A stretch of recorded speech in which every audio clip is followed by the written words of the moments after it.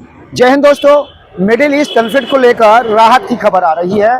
जिस तरीके से पाकिस्तान ने मध्यस्थता की, चीन ने भी उसका सहयोग किया और अमेरिका राष्ट्रपति वेंच और उनकी टीम के सदस्य पाकिस्तान में ईरान के वार्ताकारों से मिले। पूरा प्रयास किया गया कि जो मिडिल ईस्ट का तनाव है उसको कम किया जा सके, लेकिन जो उम्मीद जताई जा रही थी उसके विपरीत दोनों ही पक्ष अपने अपने मुद्दों पर अड़िग रहे। कोई भी झुकने को तैयार नहीं था। यहाँ बताना आवश्यक हो जाता है कि इस दौरान भी इजराइल ने अपने कई राष्ट्रों पर लगातार मिसाइल दागी। उनका साफ तौर पर कहना था कि हमारा जो समझौता हुआ है वो ईरान के साथ है, दूसरे राष्ट्रों के साथ नहीं है। लेकिन ईरान का कहना था कि जब तक पूर्ण रूप से इस पर विराम नहीं लगेगा तब तक बातचीत नहीं होगी। बावजूद इसके पाकिस्तान और चाइना के प्रयास से ईरान टेबल पर आया, लेकिन ईरान की कुछ ऐसी शर्तें थी जिसको लेकर अमेरिका ने दो टूक कह दिया। अगर बातचीत होगी तो इन मुद्दों पर होगी। और जो मुद्दे बताए गए थे उन मुद्दों को लेकर दोनों ही पक्ष झुकने को तैयार नहीं था। अब राहत की खबर यह है कि अमेरिका के वार्ताकारों, ईरान के वार्ताकारों से दोबारा दूसरी वार्ता को लेकर, दूसरी बैठक को लेकर उम्मीद जताई जा रही है। और इस उम्मीद के चलते ही आज भारत सहित दुनिया भर के शेयर मार्केट में उछाल देखने को मिला है। राहत की खबर यह भी है कि अमेरिका द्वारा होर्मुज़ को लेकर प्रयास किया जा रहा है कि ईरान ने जो समुद्र के अंदर माइंस बिछाई थी उसको नष्ट करने का प्रयास भी किया जा रहा है। और उनको 3 लेयर में अमेरिका ने अपनी नौसेना को लगाया है। और जो सबसे बड़ा मुद्दा है इस समय मिडिल ईस्ट का, वो होर्मुज़ को लेकर है। और जब तक होर्मुज़ का मुद्दा खत्म नहीं होगा, यह मिडिल ईस्ट का तनाव यूं ही बरकरार रहेगा। इसलिए अभी यह कहना बहुत जल्दबाजी होगी कि मिडिल ईस्ट कॉन्फ्लिक्ट यानी कि मिडिल ईस्ट का जो तनाव है वह खत्म होने की ओर है। लेकिन प्रयास जारी है। रूस ने भी कहा है कि मैं भी प्रयास कर सकता हूं, व्लादिमीर पुतिन का स्पष्ट कहना है। तो उधर फ्रांस के राष्ट्रपति भी इस मुद्दे को लेकर प्रयास करते हुए दिखाई दे रहे हैं कि किसी भी तरीके से इस मिडिल ईस्ट के तनाव को खत्म किया जाए।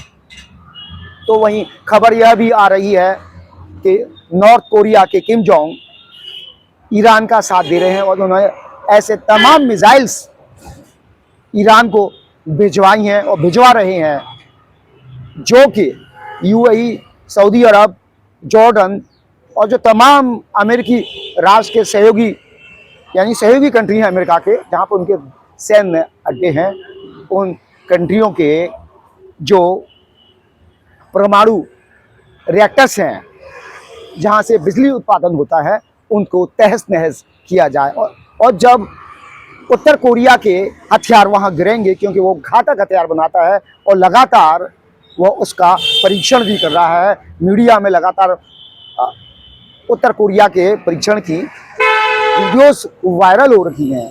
ऐसे में उत्तर कोरिया द्वारा हथियारों की खेप ईरान भेजना इस तनाव को और बढ़ाना है।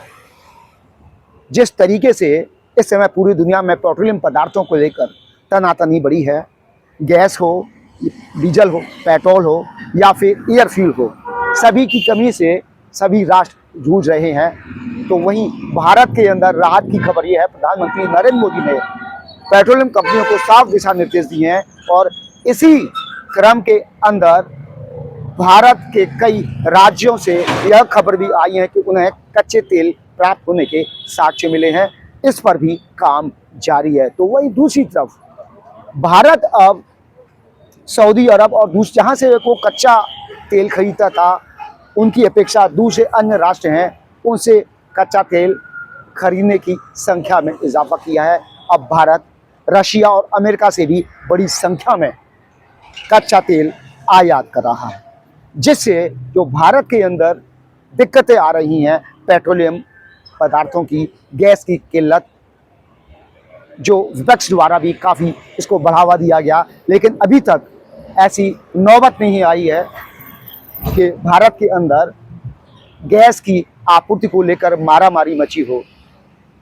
लेकिन जिस तरीके से ईरान, इजराइल और अमेरिका के अंदर द्विपक्षीय वार्ता का सकारात्मक रुख देखने को मिल रहा है, निश्चित तौर पर यह प्रतीत हो रहा है कि आने वाले समय में जल्दी इसका पटाक्षेप हो सकता है। लेकिन दूसरी तरफ आप देखेंगे कि अंदरूनी खाने से चीन, रशिया और उत्तर कोरिया ईरान को भड़काने का काम कर रही है।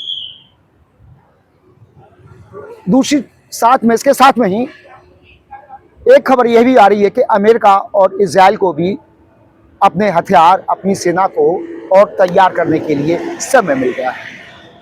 इन दोनों ही पक्षों की दोनों ही बातों में सेनाओं को मजबूत करने को लेकर जो खबरें आ रही हैं, उसमें कितनी सच्चाई है, यह आने वाले समय में पता चलेगा। और अगर युद्ध दोबारा छिड़ता है तो निश्चित मानिए इस बार युद्ध पूर्व की अपेक्षा अधिक भीषण होगा और आक्रामक होगा।